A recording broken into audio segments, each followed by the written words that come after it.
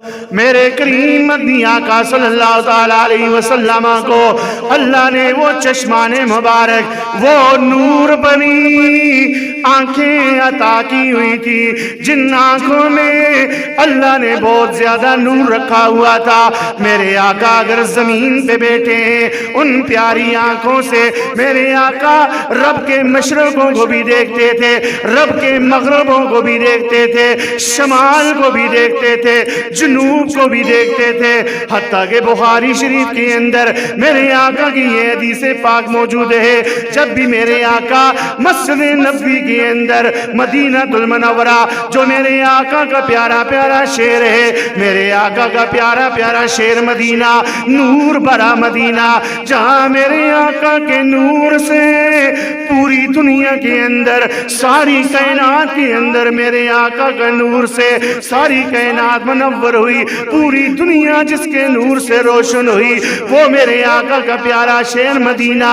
اللہ اکبر، اس کے اندر میرے آقا کی پیاری پیاری مسجد جسے مسجد نبوی کے نام سے یاد کیا جاتا ہے، اس مسجد نبوی کے اندر جب میرے آقا اپنے صحابہ کرام کو نماز پڑھاتے، امامت کرواتے، جب میرے آقا ان کی امامت کرتے، میرے آقا نے اعلان کیا، او میرے غلاموں، او میرے صحابہ، او مجھ سے محبت کرنے والوں، او مجھ کو چاہنے والوں، میری جان پہ اپنی جوانیاں لٹانے والوں، اپنے ماں باپ میرے قدموں پہ قربان کرنے والوں، یاد رکھنا میں تمہارا وہ رسول ہوں۔ اللہ نے مجھے وہ کمال، وہ مرتبہ، وہ عزت، وہ شان، وہ عزت عطا فرمائی ہے کہ اللہ نے مجھے وہ آنکھیں عطا فرمائی ہے کہ جن آنکھوں سے میں آگے بھی دیکھتا ہوں، ان آنکھوں سے میں پیچھے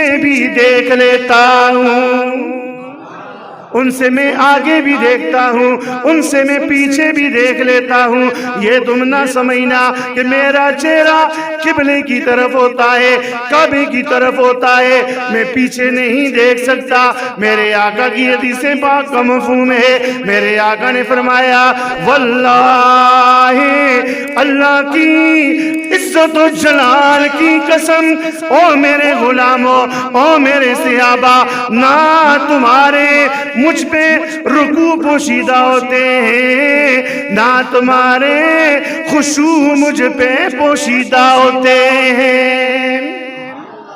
اب رکوع کا تعلق تو سامنے سے ہے، لیکن خشوع کا تعلق کس چاہت کے ساتھ، کس خشوع کے ساتھ، کس عاجزی کے ساتھ ہم اپنے رب کی نماز ادا کر رہے ہیں، وہ خشوع اور خضوع انسان کے دل میں ہوتا ہے، جس کا تعلق اللہ کی ذات کے ساتھ ہے۔ یا اللہ جانتا ہے یا وہ بندہ جانتا ہے جو نماز پڑھنے والا ہے۔ لیکن بخاری شریف کی حدیث پاک کے اس مفہوم سے یہ بات پتہ چلی کہ اللہ نے میرے اور تیرے رسول کو وہ چشمانے مقدس عطا کی ہیں کہ جو صرف سامنے کے حالات ہی نہیں جانتے، بلکہ میرے مصطفیٰ ہم امتیوں کے دلوں کا خشوع بھی جان لیتے ہیں اور ان کا خضوع بھی جان لیتے ہیں۔ پھر میرے آقا کریم صلی اللہ تعالیٰ علیہ وسلم کا وہ پیاری چشمان مبارک، وہ پیارا چہرہ اور وہ پیاری آنکھیں، نور بھری آنکھیں، مشہور و معروف قرآن مجید فرقان حمید کے اندر واقعہ موجود ہے کہ جب میرے آقا اللہ کی ملاقات کے لیے، معراج کے لیے، رب کی قربتوں میں بیٹھنے کے لیے جاتے ہیں، ایک طرف حضرت سیدنا موسیٰ علیہ السلام کی ذات مبارکہ ہے اور ایک طرف میرے اور آپ کے پیارے آقا کریم کی ذات مبارکہ ہے۔ اللہ اکبر، ہمارا تو یہ عقیدہ ہے اہل سنت یا رسول اللہ کہنے والوں کا، اللہ کے ولیوں سے پیار کرنے والوں کا، اللہ کے نبی سے پیار کرنے والوں کا، اللہ کے نبی کے صحابہ سے پیار کرنے والوں کا، نبی علیہ السلام کی اہل بیت اطہار سے پیار کرنے والوں کا۔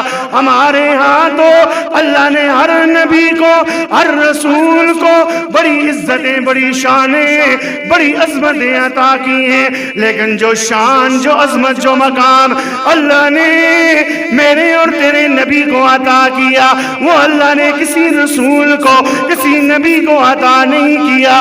اللہ اکبر۔ موسیٰ علیہ السلام اللہ کی بارگاہ میں عرض کرتے ہیں، رب ارنی انظر الیک، او میرے اللہ مجھے اپنا آپ دکھا۔ اے اللہ میں تجھے دیکھنا چاہتا ہوں، میں تیری زیارت کرنا چاہتا ہوں کہ تو کیسی ذات ہے، میں تیرے جلووں کو دیکھنا چاہتا ہوں، میں تیری زیارت کرنا چاہتا ہوں۔ موسیٰ علیہ السلام بھی اللہ کے نبی ہیں جنہیں اللہ نے کلیم اللہ کا لقب عطا کیا کہ موسیٰ کلیم اللہ، جن سے میرا اللہ کوئی طور پہ اپنی تجلی ڈالا کرتا تھا، رب ان سے ہم کلام ہوتا تھا۔ عرض کرتے ہیں رب ارنی، اے اللہ میں تجھے دیکھنا چاہتا ہوں، مجھے اپنا آپ دکھا۔ ادھر میرے اللہ کی صدا بلند ہوتی ہے، اللہ کا قرآن کہتا ہے لن ترانی، او پیارے کریم تو ہرگز مجھے نہیں دیکھ سکتا، ہرگز تیرے اندر یہ طاقت نہیں، تو مجھے دیکھ لے۔ اللہ اکبر۔ پھر میرے یا اللہ نے فرمایا ان استقر مکانہ فسوف ترانی، او پیارے موسیٰ میں اپنی تجلی اس پہاڑ پہ ڈالتا ہوں، کوئی دور پہاڑ پہ، اگر تو نے میری تجلی کو برداشت کر لیا پھر تو مجھے دیکھ لے گا، اگر تو میری تجلی کو برداشت نہ کر سکا پھر تو مجھے نہیں دیکھ سکے گا۔ اللہ کا قرآن کہتا ہے فلما تجلی ربہ للجبل جعلہ دکا وخر موسیٰ صعقا۔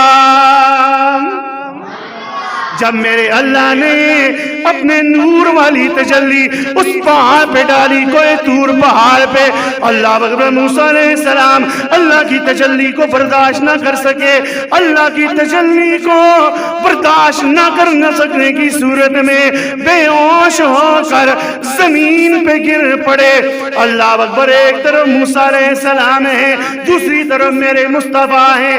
ایک طرف موسیٰ عرض کرتے ہیں رب ارنی، یا اللہ مجھے اپنا آپ دکھا۔ رب کہتے لن ترانی، تو نہیں دیکھ سکتا، تیری آنکھوں کے اندر اتنی طاقت نہیں کہ تو میرا جلوہ برداشت کر سکے۔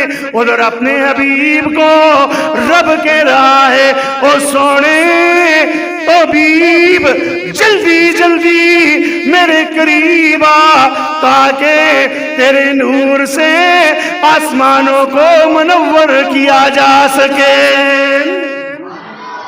پھر میرے آقا رب کے اتنے قریب ہوئے، اتنے قریب ہوئے کہ وہ آنکھیں چشمان مبارک میرے اللہ نے اپنے حبیب کو عطا کی ہوئی تھی کہ قرآن کہتا ہے فَكَانَ قَابَ قَوْسَيْنِ أَوْ أَدْنَىٰ۔ میرے آقا اللہ کے اتنے قرب میں بیٹھے، اتنے قریب میں بیٹھے جتنی کی دو کمانیں آپس میں قریب ہوتی ہیں۔ رب نے رب کے جلووں کو، اللہ کے جلووں کو اللہ کے حبیب نے اپنی آنکھوں سے دیکھ لیا۔ اللہ اکبر۔ یہ اللہ نے میرے اور تیرے رسول کو وہ چشمان مقدس عطا کی تھی۔ پھر میرے آقا کی واضح حدیث ہے، حدیث کی اکثر کتابوں کے اندر یہ حدیث پاک موجود ہے کہ میرے آقا نے فرمایا او میرے صحابہ یاد رکھنا میں کوئی تمہاری طرح نہیں ہوں، مجھے عزتیں، عظمتیں، شانیں، مقام، مرتبے اور کمال عطا کیے ہوئے ہیں۔ انی ارا ما لا ترونا، او میرے صحابہ جو میں دیکھ سکتا ہوں وہ تم نہیں دیکھ سکتے ہو۔ اللہ اکبر۔ توجہ کرنا میرے بھائیوں، میرے دوستوں، کون سی وہ مقدس آنکھیں جو میرے اور تیرے رسول کو اللہ نے عطا کی ہوئی تھی۔ میرے آقا کی حدیث پاک کا مفہوم ہے، میرے آقا نے فرمایا اللہ نے اس سال ساری دنیا کو سمیٹ کر میرے ہاتھ کی ہتھیلی پہ رکھ دیا ہے. میں دنیا کو ایسے دیکھ رہا ہوں, پوری دنیا کا ایسے مشاہدہ کر رہا ہوں جس طرح کے میں اپنی ہاتھ کی ہتھیلی دیکھ رہا ہوں. اس لیے تو رب نے اعلان کیا, یا ایھا النبی انا ارسلناک شاہدا ومبشرا ونذیرا.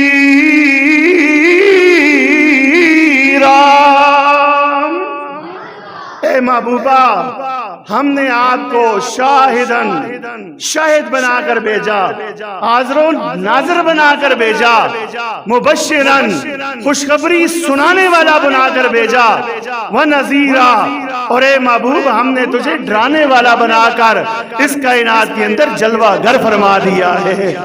اللہ اکبر. آخری حدیث پاک آپ کی خدمت میں عرض کرتا ہوں, نماز کا ٹائم قریب ہے. جنگ موتا میں میرے آقا نے ایک لشکر صحابہ کرام کا تیار کیا اور اس کو روانہ کیا کفار کے ساتھ جہاد کرنے کے لیے.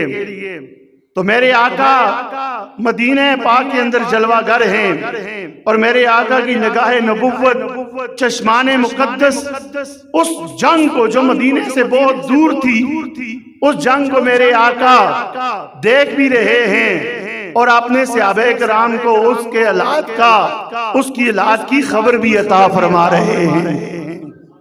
میرے آقا کی آنکھوں سے آنسو بھی جاری ہیں اور پھر میرے آقا نے تبسم بھی فرمایا. صحابہ نے عرض کی, یا رسول اللہ وجہ کیا ہے؟ پہلے آپ کی آنکھوں سے آنسوؤں کی لڑی, آنسوؤں کی قطار جاری تھی اور ابھی آپ مسکرا رہے ہیں. میرے آقا نے فرمایا, میرے غلاموں اس کی دو وجہ ہیں. اللہ اکبر. صحابہ کرام نے عرض کی, یا رسول اللہ کون سی دو وجوہات ہیں جن کی بنا پہ پہلے آپ اپنی آنکھوں سے, آپ کی آنکھوں سے آنسوؤں کی لڑی, آنسوؤں کی قطار جاری تھی, تھوڑی دیر کے بعد آپ نے مسکرانا شروع کر دیا. میرے آقا نے فرمایا, او میرے غلاموں, میں اپنے غلاموں کی لڑائی دیکھ رہا تھا, ان کی شہادتوں کو دیکھ رہا تھا, اور میرا ایک غلام جب اپنے ہاتھ میں جھنڈا اٹھا کر وہ آگے لڑائی کے لیے بڑھتا, پھر وہ شہید ہوتا, اس کے بعد دوسرا میرا غلام اس کے جھنڈے کو تھام لیتا, پھر وہ آگے بڑھتا, وہ شہید ہو جاتا. جب میں اپنے غلاموں کی شہادتوں کو دیکھ رہا تھا تو غم سے میرے آنکھوں سے آنسو جاری تھے, لیکن دوسری طرف اللہ نے جو مجھے چشمان مقدس, جو مجھے آنکھیں عطا کی ہیں, میں نے نگاہ نبوت سے جب میں نے رب کی جنتوں کو دیکھا اور ان اپنے غلاموں کو جو جہاد کے اندر شہید ہوئے تھے انہیں میں نے جنت میں ٹہلتے ہوئے دیکھا, ایک دوسرے کے ساتھ باتیں کرتے ہوئے دیکھا, ایک دوسرے کے ساتھ محبت بھری گفتگو کرتے ہوئے میں نے اپنے ان غلاموں کو دیکھا تو میں نے مسکرانا شروع کر دیا. اس لیے میرا اور تیرا رسول وہ رسول ہے کہ جس رسول کو اللہ نے وہ مقدس چشمان مبارک, مقدس آنکھیں دی ہوئی ہیں کہ جو بیک وقت ایک طرف آگے بھی دیکھتی تھی, ایک طرف پیچھے بھی دیکھتی تھی, اور جن کی نگاہ نبوت زمین پہ بیٹھ کر رب کے عرش کو بھی دیکھ سکتی تھی, عرش اولا کو بھی دیکھ سکتی تھی, اور ایک وقت میں زمینوں کے نیچے تخت السرا پہ بھی دیکھ سکتی تھی. اس لیے کہ اللہ نے میرے اور تیرے رسول کو اس کائنات کے اندر کوئی عام نبی بنا کر مبعوث نہیں کیا, بلکہ رب نے اپنا حبیب بنا کر اس کائنات کے اندر مبعوث فرمایا ہے. اس لیے فرمایا انا ارسلناک شاہدا و مبشرا و نذیرا، اے محبوبہ ہم نے تجھے شاہد بنا کر، تجھے مبشر بنا کر، تجھے نذیر بنا کر، اور تجھے چمکتا ہوا چاند اور چمکتا ہوا سورج بنا کر اس کائنات کے اندر جلوہ گر فرمایا ہے۔